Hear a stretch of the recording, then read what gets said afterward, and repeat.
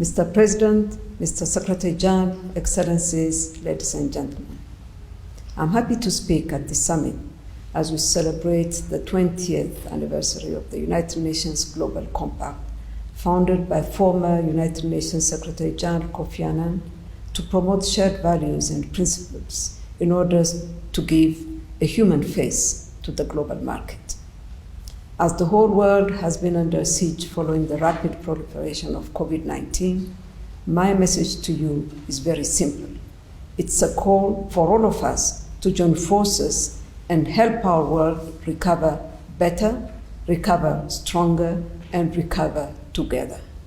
The survival of humankind has been challenged by the series of pandemics during the last millennium.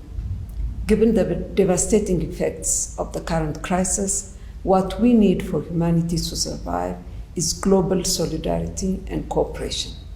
Business as usual will not work.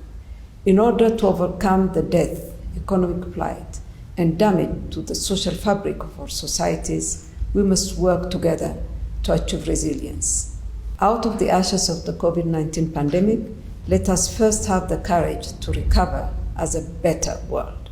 The map to get there already exists. It's the 2030 Agenda. May the Sustainable Development Goals be our guiding star to create a more just and prosperous world for all. This is the time to take a leap into a better future by truly embracing the principles of the Global Compact. Let us listen to the science and build partnerships across policy and industry, finance and technology to put the world on track for a 1.5 degrees Celsius compliant future. We must stand up for human rights for all, in particular for women and girls, as a basis for long-lasting peace and silence the guns everywhere. In many countries throughout the world, we have witnessed substantial increases of gender-based violence. This tragic phenomenon is unacceptable. I urge all of us to work together to ensure that women and girls are protected and that perpetrators to violence are brought to justice. Labor rights must be respected for the benefits of all peoples across developed and especially developing countries, so that globalization spreads fairly and responsibly. And we must eliminate the scourge of corruption to dismantle the hegemony of special interest over common good and restore trust in public and private institutions. May these challenging times also teach us the wisdom to recover stronger. The COVID-19 pandemic has shone a light on the most egregious gaps in our world between the haves and the have-nots. We must now address existing inequalities within and across countries to create more resilient economies and equitable societies. Let us use the fight against the pandemic to fast-track change. Let us show international solidarity and provide the debt relief necessary for investment to go towards those countries that need it the most, especially in Africa. Let us renew our commitment towards universal health coverage, while also investing in early warning systems to prevent future crises and preserve development gains. We must build democratic societies which respect civil rights, where entrepreneurship can bloom and that encourage open dialogue. Now more than ever, all of us must come together with a clear message of zero tolerance against racism, sexism, xenophobia, and other forms of discrimination. Finally, we must commit to recovering together. This global pandemic has underscored the critical importance of multilateral institutions. Now is the time for cooperation, not competition.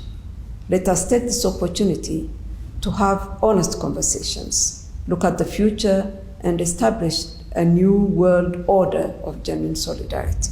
We should all be proud, as I am, of the leadership of my fellow Ethiopian, Dr. Tedros Adhanom Ghebreyesus, who has navigated the helm of the World Health Organization through this most challenging of times. I subscribe to the UN Global Compact's call to solidarity and action, and call on all of you to join this movement to make our response to COVID-19 a common public good.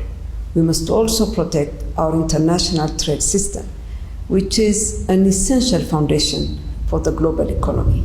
Our response to the coronavirus pandemic has demonstrated the integral role global supply chains play, not only on our economies, but also on our livelihoods. In the political sphere, we must now have the courage to have frank dialogue, agree to shared interests, imagine new solutions, and rediscover the principles that bind us as members of one family, the United Nations. I know that this will not be an easy task.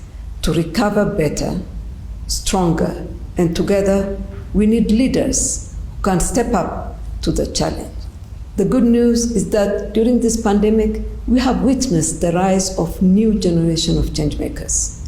Health workers, first responders, school teachers, scientists, human rights defenders, peacekeepers, principled business people, activists, and political leaders. I know that many of you are joining us today for this Leaders Summit, and I urge you to continue working for a better tomorrow. When we work together, we can overcome the COVID-19 pandemic. We can protect our children and our planet from the devastation of climate change.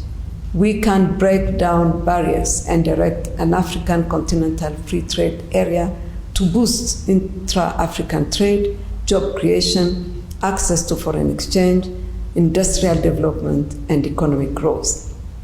We can shatter the glass ceilings and see women rise for all. We can build a better tomorrow where we leave no one behind. Let us heed the call for all of us to join forces and help our world recover better, recover stronger, and recover together. I wish you all a successful summit.